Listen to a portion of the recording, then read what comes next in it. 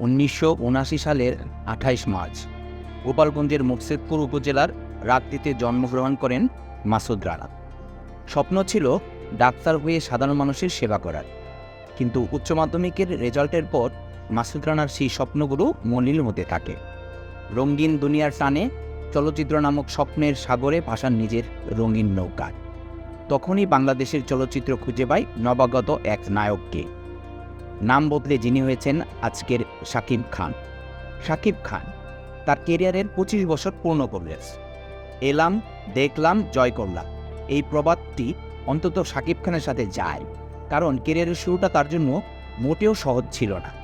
শাকিবের প্রথম চলচ্চিত্রের নাম অনন্ত ভালোবাসা, যেটির শুটিং শুরু হয় 1999 সালের 28 মে।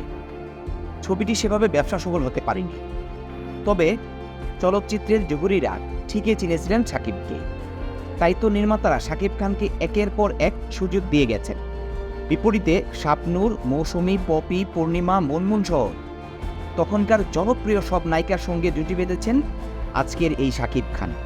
সে সময়ের জনপ্রিয় নায়ক ফেরদৌস, রিয়াজদের সিনেমায় সেকেন্ড লিডে অভিনয় করেও পুরো লাইমলাইট কেড়ে নিয়েছিলেন শাকিব, যার ফলশ্রুতিতে সমসাময়িক সবাই হারিয়ে গেলেও হারিয়ে যাননি শাকিব। নিজেকে নিয়ে গেছেন অনন্য এক উচ্চতায়। সালটি 2006, ডিপজলের প্রযোজনায় শাকিব অপু জুটির কোটি টাকার কাপিল।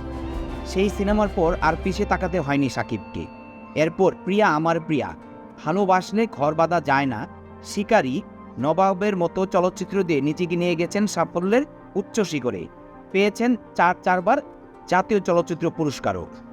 সময়ের সাথে সাথে দর্শকদের চাহিদা মাথায় রেখে শাকিব বদলেছেন নিজেকে, যার প্রমাণ হালের প্রিয়তমা, রাজকুমার ও সর্বশেষ তুফান চলচ্চিত্রটি। তাই তো 25 বছরের দীর্ঘ ক্যারিয়ারের পর শাকিব খানের জনপ্রিয়তা একটু কমেনি, বরং বেড়েছে পর্যায়ক্রমে, যার ফলশ্রুতিতে তার নামের পাশে বসেছে কিং খান, টলিউড কিং ও সুপারস্টারের তকমা। শাকিব খান, এভাবেই আপনি এগিয়ে যান। বাংলা চলচ্চিত্রের সবচেয়ে দীর্ঘ সময়ের এই সুপারস্টার শাকিব খানের জন্য আমাদের শুভেচ্ছা অফুরা।